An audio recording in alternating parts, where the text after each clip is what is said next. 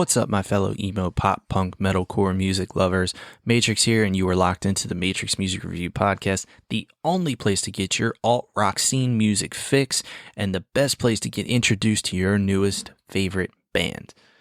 We are back with our second episode of this week, catching up on all of these different reviews. I'm really excited. This one's going to be a little bit more packed because this week that we're looking at had a ton of new albums to talk about, and so really looking forward to getting those out to you as well.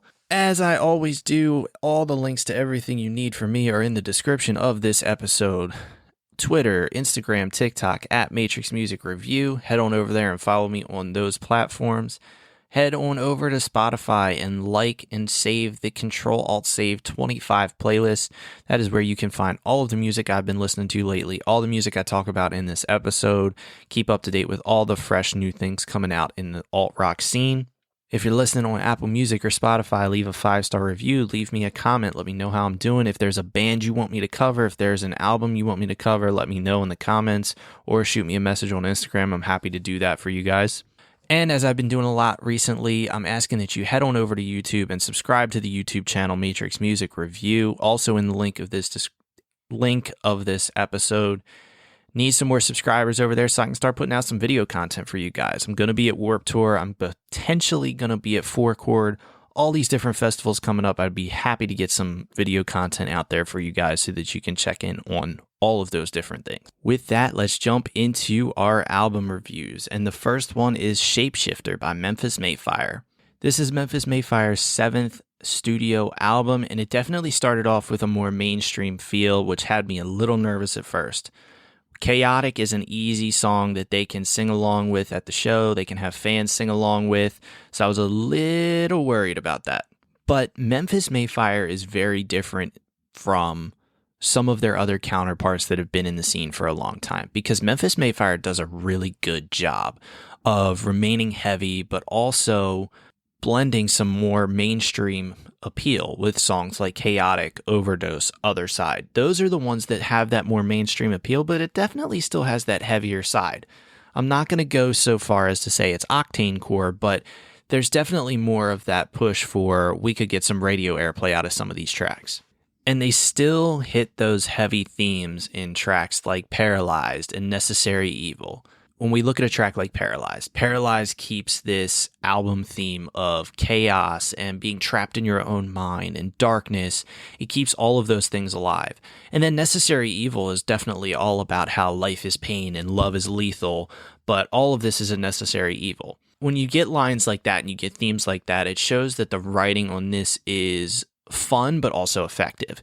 It does a really good job of kind of pounding that point home and letting everybody know, like, hey, this is exactly what we're talking about here. We're going to keep it a little lighter in terms of our lyrics, but we're making sure that you get the idea that life is pain, love is lethal, but we're in a necessary evil. So those are the types of things that we get there. Even though I talked about Other Side as being a little bit more mainstream, I can't help but love that track. It feels so much like an emo anthem that it's hard to ignore. We're talking about fighting. We're talking about suffering. We need to breathe to survive.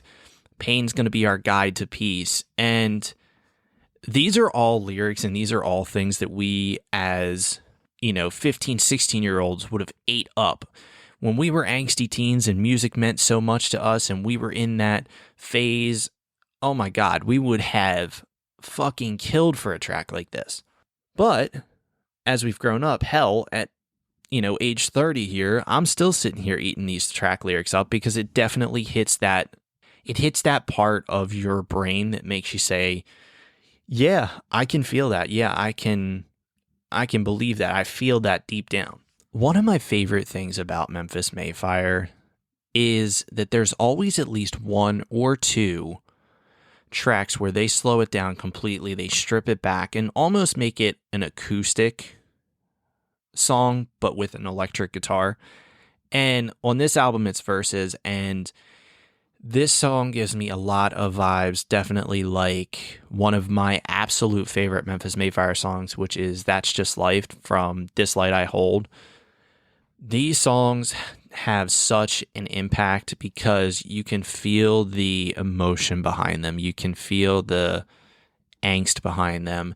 And a lot of times when I talk about angst and emotion, I'm talking about higher up tempo driving guitar beats or higher energy tracks, but it also can come into play with slower and more reserved instrumentation on a track like Versus. So that's something that really I always look forward to on Memphis Mayfire albums, is that slowed down track to see what it comes out to be.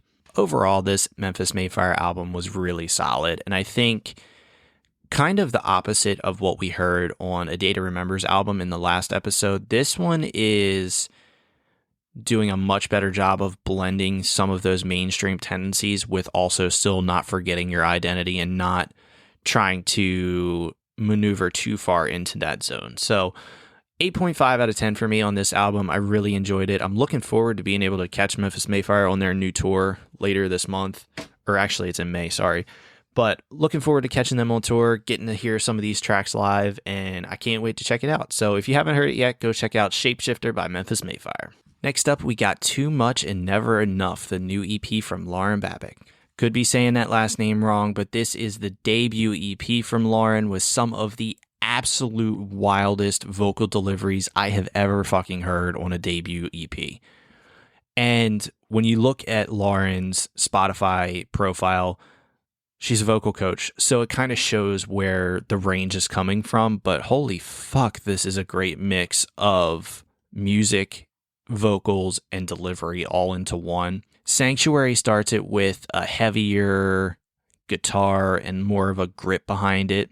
Breathe You In has this electric production beat behind it, but also gives you more of the melodic sounds as well. But I think the song that I have to talk about is I'm Bored. I have never heard a track be as absolutely chaotic and mad as I'm Bored is. It's got heaviness. It's got grittiness. It's just very simply put, it is one of the best vocal and musical performances of the year so far. It is going to be very difficult for me to put this song up against something else and say that this was not a better performance. Because Lauren has so many different things that she does on this track that makes it just, it's mind-boggling. It's an absolute mindfuck, this entire track, because we get heavy screams just about all throughout. We get blacks on it. We get absolute chaos in pig squeals toward the end. Like, I just didn't even know that was going to happen. Like, there was no moment in that track where I could say, hey, I know what kind of vocal delivery is coming next. It's never going to be that. So absolutely one of my favorite tracks of the year, a highlight of the year in terms of vocal performances. And then it flows right into a track called Let It Die, which just showcases the absolute variety and range that Lauren has. It gives you some melodic sounds, it gives you some screams, it gives you the entire package of what Lauren is as an artist. And there's nothing to say, but this is a perfect debut. This is a 5 out of 5 debut EP, perfection from top to bottom. I cannot believe how well it was put together. I cannot believe how great the vocals are on this, how great the instrumentation is behind it. And if you haven't heard it yet, you got to go check out Too Much and Never Enough by Lauren Babic. Next up, we got The Place After This One by Underoath. Underoath themselves have hailed this as a Renaissance record. And when I saw this, it immediately grabbed my attention. Because if a band is calling this their Renaissance record, I'm absolutely going to be looking for that sound that I had from them 5-10 years ago. But when I get to this album, the first 2 tracks don't do it for me. They just don't click. But when we get to a song like Loss, that's where I start to say, okay, I can 100% hear this as a Underoath record. I can hear this as a Underoath track. Sonically, it just feels much better than the first 2. Like, I think Teeth is one of the first 2 tracks on this that didn't really make sense. Survivor's Guilt is heavy. It's heavy lyric-wise. It talks all about loss and struggle, and there's a line in there that really just kind of hit home for me, and that is a line that says, "The choice ain't cheap." And that's a really tough line, because that's something that we don't ever really hear about, is that the choice that's being made isn't a cheap one because of all of the overwhelming outcomes that are going to come from it. All Love Is Gone is another track that sounds a lot like an addiction track, whether it's drinking, drugs, whatever it may be. And Underoath's definitely not afraid to tackle some of these heavier subject matters, and I think that's a really cool thing from them, because it does work. I mean, it does work when Underoath attacks and tries to go at some of these heavier subject matters. I think that's where they do shine, is when they're unapologetically Underoath going at some of these more heavier subjects. I mentioned Teeth, and Teeth is the one track that I just kept coming back to as just not really working for me. And I really hate to say it like this, but it sounds like a track that musically I would hear playing in like the background of an elevator while I'm waiting to go somewhere. And it's just something that doesn't work for me, and I don't know why. It just doesn't click. But one of the other things that Underoath has chosen to do on this album is have some shorter tracks in terms of the time. We have tracks that are 2 minutes and 6 seconds, 2 minutes and 37, 2:25. And a song like Spinning in Place, that really works because it's being super effective with less in the track. There's a feature on here with Troy Sanders, who is from Mastodon, and that's an unexpected pull for Underoath for me, but I don't know, it kind of worked. It was okay. And that's just kind of what this album is for me. It was one that I really struggled to kind of get into, and I don't know if it was just because I had so much to listen to this particular week and so much that I was anticipating. I don't know. It's a 7.2 out of 10 for me. I think it's kind of right along the lines with that A Day to Remember record. There's nothing super offensive about it. There's just nothing that really stood out to me as a highlight moment. It's not an album that I see myself going back to or grabbing for. So let me know what you guys think of this one. The place after this one by Underoath. Next up, we got Bloom in Heaven by Invent, Animate, and Silent Planet. This is one that's not getting an official grade because it's really only 3 tracks, but I definitely need to talk about this because we have 2 giants in the scene teaming up for something like this, and it's something that's so unexpected because they blend so well together. Return to One is one of those tracks that has just a line in it that jumps out, and it says, "Death is but a dream, so won't you fade with me?"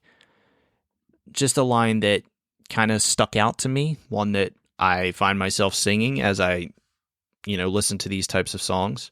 All the Light Is Gone is a slowed down, softer, introspective feeling on this track, and I like that. I like that we didn't just completely go for the overly heavy, super high tempo tracks. I like that we did throw a softer tempo in there. And then Armageddon Eyes is one of those tracks that I love because the lead-in fakes you out, because it starts with this very slow intro and it makes you feel like it's going to be another soft one because you're just coming out of Return to One, or you're just coming out of All the Light Is Gone, and then boom, it blasts into that heavy-hitting vocals and makes it a statement track. And all I can say about this 3-track package from Invent, Animate, and Silent Planet is I want to see more of this. I want to see more of this in this scene because there's a lot of bands out there that I feel like could do this or should do this. I don't necessarily have examples, but I feel like this is something that we haven't seen a whole lot of, whether it's, more on the metalcore side or even on the pop punk side. We get like one track here and there where they get together and it makes a lot of sense. But we don't have bands releasing a 3 or 4 song package together as, hey, these are our new tracks. So really fun to listen to this. If you haven't heard them yet, go check out the little EP package, Bloom in Heaven, from Invent, Animate, and Silent Planet. Next up, we got Thoughts That Keep Me Up at Night by Marlhy. This is the debut album from Marlhy, somebody that has been on this podcast many times in terms of tracks. And Marlhy is an artist that I feel like is pretty underappreciated in the scene and maybe just very unknown in the scene for whatever reason. But when you get this album and you get these tracks, I think Marlhy deserves to be mentioned in the same breath as the Lolos and the Taylor Acorns. And even when we're talking about the scene adjacentness of like an Olivia Rodrigo, I think Marlhy falls right in line with those types of artists. The opener is definitely a perfect song for all of those elder emos out there. Young and Naive is talking all about how we were young and naive without bills and without a salary, and we're just spending our parents' money, but we're thriving. And now all of a sudden, life has bit us in the ass and we have to do all those things ourselves. And, well, maybe we're not doing so well with it as we thought we were going to, but that's one of those tracks that definitely stood out. Debbie Downer to this day is still one of my favorites because it's such a jam and it's so singable. The chorus of being down bad, down so bad, and it's just so fun and infectious. I realize that most of these tracks on this album have been singles, but I feel like it's worth talking about because as a total package, they all work together. You know, even though Hotel Bar has been out for a while, this track talks about that happy depression battle that we all can face from time to time where we look happy, but we're also depressed on the inside. And it's really tough to kind of fake it sometimes. Marlhy's another artist that does really well with that mixture of up-tempo and slowed tracks that really make it such a great balancing act on an album like this. The title track is something that I had to laugh at because we've all had a battle with a particular streaming service, Netflix, and yelling at them for saying, yes, we're still watching. Like, don't judge us for laying here all day or for having a lazy piece of shit day. Like, that's just the way it is sometimes. And I had to laugh because I know we've all experienced that, Netflix and being mad at them in that track.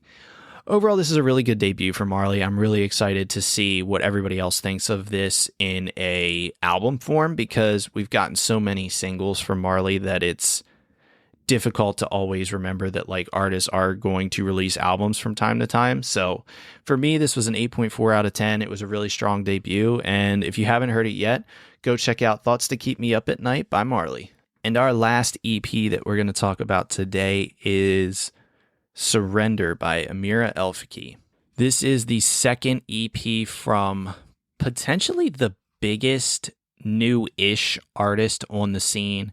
And I say newish because Amira has been around for a little bit now, but Amira has a very haunting sound musically with beautiful melodies.